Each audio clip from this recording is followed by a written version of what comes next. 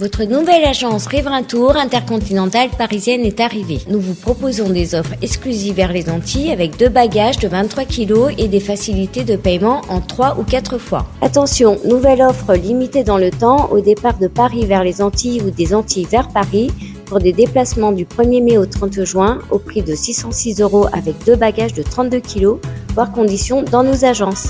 Nous organisons des séjours complets comprenant les vols, l'hôtel ou l'hébergement chez l'habitant, des croisières, des circuits ainsi que des locations de voitures avec ou sans chauffeur. Pour tout renseignement, contactez l'agence Riverain Tour Intercontinentale au 16 rue Lamblardy, Paris 12e, métro Doménil, au 09 78 80 13 39. Guadeloupe, actualité. Mois de mai, mois de mémoire, et la ville de Petit-Canal l'a bien compris. C'est ce samedi 27 mai que nous avons célébré le 175e anniversaire de l'abolition de l'esclavage en Guadeloupe. Une commémoration conviviale alliant mémoire, transmission et partage. Je vous laisse avec les images. Aujourd'hui, on est le 27, on est au niveau des marches des esclaves. Chaque année, nous nous retrouvons à cette même date ici. C'est une date incontournable pour tous les Guadeloupéens que nous sommes. Et donc, nous donnons les moyens, que ce soit une belle rencontre, que ce soit un moment d'échange, un moment de transmission, un moment où nous rendons hommage à tous ces hommes et ces femmes qui ont versé leur sang pour que nous soyons les hommes libres que nous sommes aujourd'hui.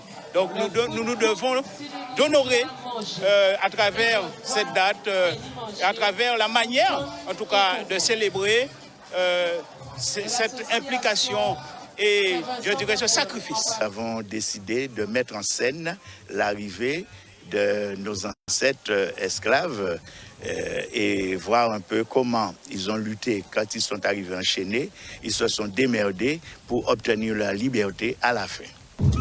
Et numéro 4396. 4396, parfait.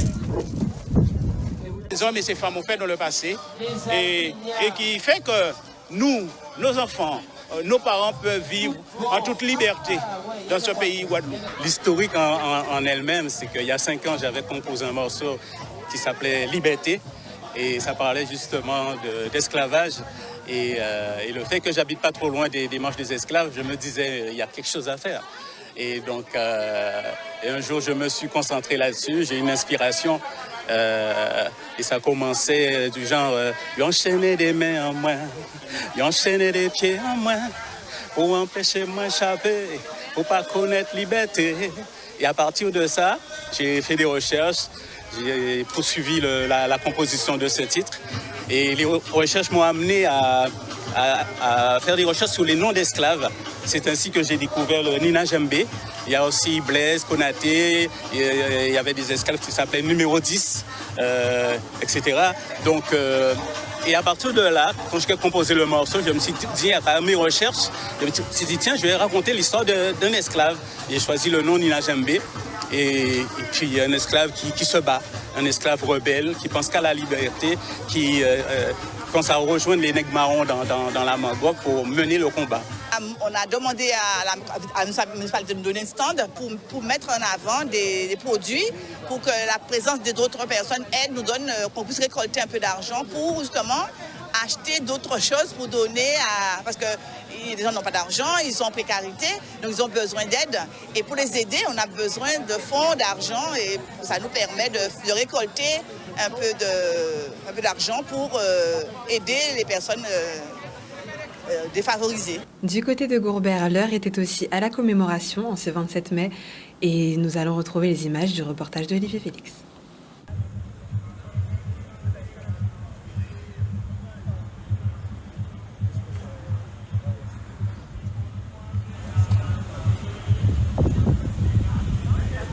Un jour important pour nous, pour les Guadeloupéens. Donc voilà, l'abolition de l'esclavage, très important de ne pas oublier notre histoire. Et à Gourbert, aujourd'hui, on a voulu marquer ce jour. Merci au maire, merci à la collectivité de Gourbert et à tous les colistiers du maire. Il fallait conjuguer le sport, mais aussi la culture. Et on a profité de ce moment populaire aussi pour mieux transmettre aussi. Hein, c'est un pan de notre histoire qui est très important, qui est Delgrès, 1802. C'est aussi l'esprit aussi de l'abolition de l'esclavage, ceux qui ont lutté pour notre dignité, pour aussi des valeurs humanistes, hein, voilà, universelles. Donc les droits de l'homme, l'égalité entre hommes et femmes, c'est tous ces combats que nous menons quotidiennement. Et aujourd'hui, symboliquement, le 27 mai, qui est le symbole de l'abolition de l'esclavage en Guadeloupe, définitivement. Et on a voulu le marquer à Gourbert, comme dans d'autres communes, très fortement, avec des hommes de culture benzo, des parties musicales, et liées aussi, comme vous l'avez dit, au départ de la course, avec un dépôt de gerbe sous la stèle, le buste de Delgrès avec Boris Karen, très symboliquement, pour montrer aussi qu'il y a des liens, des ponts entre le sport, la culture, et qui est dans l'esprit de politique publique qui est très souvent associé. C'est important pour nous puisque ça c'est un nous gourmet par un lobby pour liberté en nous. Liberté en nous, c'est ça qui fait aussi nous kilti en nous et combativité en nous. Et c'est pour ça nous l'âge de là pour mettre yo à l'honneur et dire merci, un grand merci. En nous, nèg maré, nèg libre, nèg marron, nèg à case, nèg habitation, nèg qui savent lire, nèg qui savant, nèg noué ou milatresse, toute qualité nèg, je la pas ni maître ou bien maîtresse. Dis on nous pas jamais fait messie atrocité yo fait nous ka être gourmet pour liberté en nous.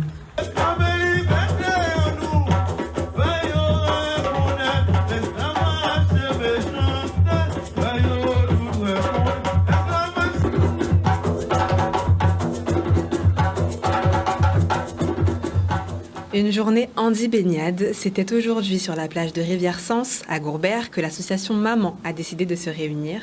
Leur objectif, démocratiser le handicap en refaisant découvrir les joies d'un bon bain de mer. Regardez. La journée qu'on organise aujourd'hui, c'est un peu à l'image de ce qu'on faisait à l'époque dans les années 90 à 2000. Journée de baignade, de sortie, de montrer qu'une personne à mobilité réduite était une personne à part entière et pouvait partir en vacances comme n'importe qui. Simplement, il fallait compenser le handicap en fonction de l'accessibilité, en fonction de sa mobilité. Rappelez que la loi du 11 février 2005, c'est égalité des droits et des chances, participation et citoyenneté des personnes handicapées. Bon, là, on n'y est pas, quoi. On est venu, on apprécie énormément le fait que maman soit allée à l'eau. Elle a pu aller à l'eau, elle a pu nager, elle a pu sentir aussi l'eau autour de sa peau et ça lui a fait du bien. Je trouve qu'effectivement, ce genre d'activité devrait se faire beaucoup plus souvent et beaucoup plus rapidement, en fait. Sauf que les structures ne sont pas adaptées. D'où le but de l'association de faire ça pour qu'il y ait plus de personnes à mobilité réduite qui puissent accéder à la plage. Sinon, elles restent chez eux, elles sont isolées et elles se meurent tout simplement, quoi. Donc, à un moment donné, il faut qu'on reprenne les choses en main et qu'on se dise qu'il faut travailler pour que la plage appartienne à tout le monde. Et que les personnes en mobilité réduite, c'est aussi monde comme nous-mêmes. Ils ont droit à leur plage. On a fait cette action-là parce qu'on a obtenu la mise à disposition d'une jeune volontaire en service civique. On remercie d'ailleurs la mission locale, ce qui nous a permis d'avoir la volonté et l'énergie de se relancer dans une journée telle que celle-là, avec que des bénévoles, parce qu'il faut savoir que tous les gens qui sont là, il n'y a absolument personne de payé. Tout le monde a mis sa bonne volonté à tous les niveaux pour justement reparler de ce dossier. Écoutez, les restes des solutions, ça ne nous appartient pas. On a voté pour des élus, il y a des hauts responsables, il y a de l'argent, il y a des réglementations, il y a des lois. Voilà, aujourd'hui, on n'est pas en 2000. Alors en 2000, on tenait un certain discours. Aujourd'hui, le discours, c'est qu'on n'est plus à faire ce genre de journée de façon bénévole comme ça. Il faut que les gens puissent sortir de chez eux et être libres d'aller partout. Pourquoi c'est partout dans les autres pays européens et pourquoi pas en Guadeloupe? On est un département français. Il faut avoir les moyens et il faut que ça soit à tous les niveaux. Suite à 2 mois de chimiothérapie, on a découvert donc que j'avais perdu la marche, la motricité des 2 jambes, parce que c'est un effet secondaire de la chimiothérapie. Et donc ça s'appelle le syndrome de Guillain-Barré. Et depuis que je suis à Selbonne, à Bouillante, je fais beaucoup de rééducation et de balnéothérapie et je retrouve un peu la motricité, très peu. Et là, ça fait 2 ans que je suis pas allée à la mer, alors je suis trop contente. J'ai l'impression de revivre, mes pieds dans le sable. Et puis en fait, il n'y a que des gens gentils autour de moi, donc ça le fait bien, quoi. Voilà, c'est ça. Et j'espère beaucoup, que je puisse marcher bientôt.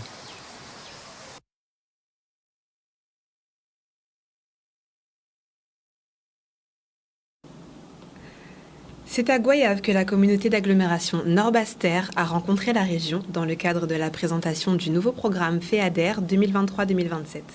Efficacité, simplicité et technicité sont les nouveaux mots d'ordre de ce programme de développement rural. Un reportage signé Charlie Dagonia. La communauté d'agglomération Nord-Basse-Terre reçoit donc aujourd'hui la région qui nous propose donc de venir ici sur nos terres du Nord-Basse-Terre pour nous présenter la stratégie dans le cadre du programme 2023-2027 du FEADER. Donc ils vont venir ici pour nous présenter les grandes lignes de ce programme et puis les stratégies qui vont être définies sur ces 5 années à venir. Nous avons pour cette programmation, cette nouvelle programmation, enfin qui devait être 2021-27, qui passera à 2023-27, compte tenu de ce que vous venez d'entendre, eh bien, notre mission, démarche, en tout cas au niveau de la région, c'est d'aller vers plus de proximité avec les utilisateurs de ces fonds pour pouvoir mieux expliquer, en tout cas expliquer encore plus que nous l'avons fait jusqu'à présent, auprès de ces personnes, donc ces utilisateurs. En l'occurrence aujourd'hui c'est le FEADER, donc avec le monde rural à Sainte-Rose, nous l'avons fait à Marie-Galante, nous l'avons fait à Petit-Canal, nous l'avons fait à Vieux-Habitants, et bien aujourd'hui Sainte-Rose. Donc nous pensons mieux expliquer, mieux être plus pédagogique sur ce que nous faisons, sur comment aborder ces fonds. Et donc, l'objectif est tout simplement une meilleure utilisation, une meilleure efficience, encore plus, ça a été, mais encore plus auprès de nos utilisateurs. Nous avons souhaité apporter de la simplification dans le traitement des dossiers, une grosse utilisation de ce qu'on appelle techniquement les options de coûts simplifiés. Concrètement, ce sont des outils qui vont nous permettre de pouvoir payer beaucoup plus rapidement les subventions, avec moins de contrôle à la facture, mais des contrôles au niveau des types de dépenses, qui va nous permettre de gagner un temps fou et qui va être très appréciable auprès de nos bénéficiaires. Ce qu'on a souhaité mettre en place aussi, c'est des instruments financiers qui vont pouvoir développer du microcrédit tourné vers ce monde agricole et rural. Et d'une manière générale, la mise en place d'un nouveau système d'information plus efficient, plus efficace, pour permettre donc non seulement d'instruire plus rapidement en compressant les délais ces dossiers, mais aussi permettre une meilleure réalisation puisque plus de communication avec les porteurs de projets. On a également surtout montré un peu, parler avec les techniciens de nos objectifs et de ce qu'on a déjà réalisé depuis le début des structures. Et puis voilà, donc en fait, en gros, c'était vraiment intéressant de rencontrer donc les techniciens et de voir un peu les problématiques concrètes sur nos sujets. Et puis donc on espère que ça nous permettra de continuer justement à investir dans le cadre de ce programme-là. Nous nous dirigeons désormais vers la Caisse générale de sécurité sociale aux Abîmes dans le cadre de la présentation de sa politique d'aide aux cotisants. Au lendemain du Covid, la CGSS a exprimé sa volonté d'accompagner ces entreprises en proposant des aides financières comme sanitaires et sociales. Un reportage, Michel Depape. Nous sommes à la CGSS. Le but pour nous, c'est de communiquer à nos entreprises, cotisants, en Guadeloupe, pour leur dire que nous sommes toujours là pour les accompagner, pour les aider dans des périodes difficiles, notamment quand ils ont des difficultés pour payer leurs cotisations, et notamment dans le cadre de la régularisation des cotisations qui étaient dues pendant la période Covid et qu'ils doivent rembourser maintenant à l'URSSAF. Donc nous avons mis en place, dans le cadre des mesures gouvernementales, des moratoires qui sont majoritairement suivis, mais pour certaines entreprises, des difficultés peuvent être connues, et donc on est là pour les aider, pour les accompagner dans ces difficultés. Nous allons envoyer des courriers pour les entreprises qui ont encore des difficultés. Il y a 3000 courriers qui vont partir concernant ces entreprises, pour les inviter à reprendre contact avec nous pour fixer un nouveau moratoire et voir comment, surtout avec elles, on peut réussir à régulariser ces cotisations qui restent dues. On a une action sanitaire et sociale pour les travailleurs indépendants avec 2 aides principales, l'aide aux cotisants en difficulté et l'aide financière exceptionnelle. Les 2 peuvent se compléter. Donc on les invite vraiment à se rapprocher de la CGSS également pour qu'on puisse regarder à la fois leur plan d'appurement et intervenir si nécessaire avec une aide en action sanitaire et sociale. Aujourd'hui a d'ailleurs été annoncée une mission d'inspection dans le but de fusionner la carte d'identité à la carte vitale. Restez attentifs, le ministère de l'Intérieur et celui de la Santé, ainsi que le ministère de l'Outre-mer nous en diront plus très prochainement. Toujours dans le thème de la santé, aujourd'hui c'est aux Abîmes que s'est déroulée la course contre la faim, l'événement organisé par l'Action contre la faim, une association qui a été soutenue par l'UCEP Guadeloupe. La course a réuni de nombreux enfants afin de les sensibiliser à la problématique de la famine. Je vous laisse regarder. Alors, aujourd'hui, nous sommes ici au Stade des Abîmes pour avoir lieu la course contre la faim.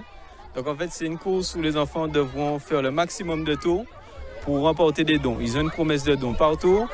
Donc à la fin, ils auront des dons pour l'association Action contre la faim. La famine, c'est un des grands problèmes majeurs de santé au monde, ici et ailleurs.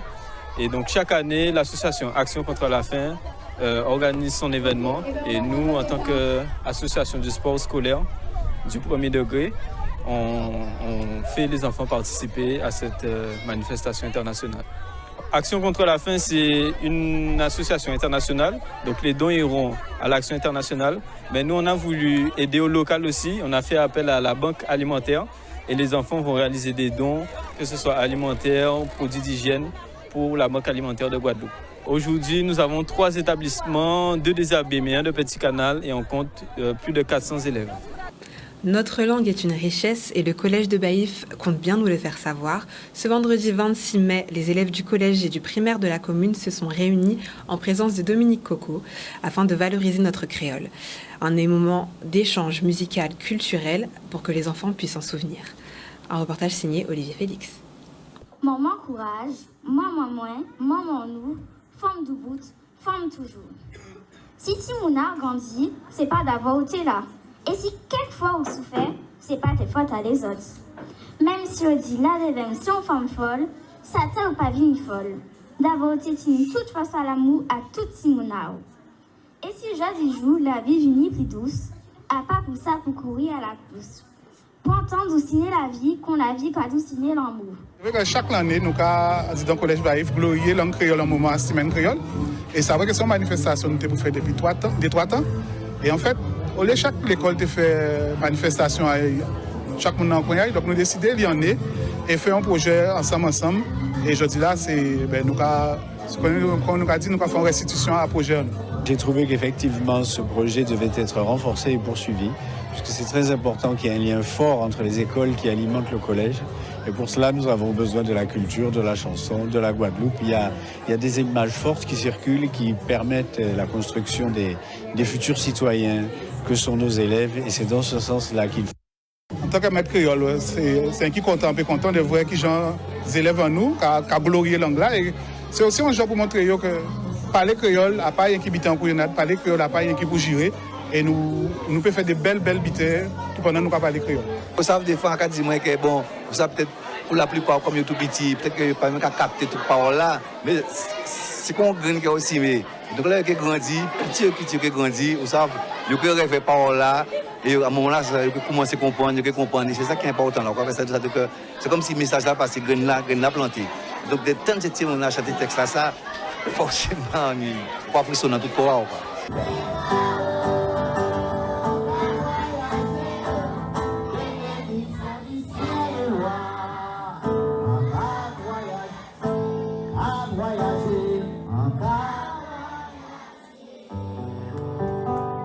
Outremernews.fr, le site de l'actualité Outre-mer, 24h sur 24 et 7 jours sur 7.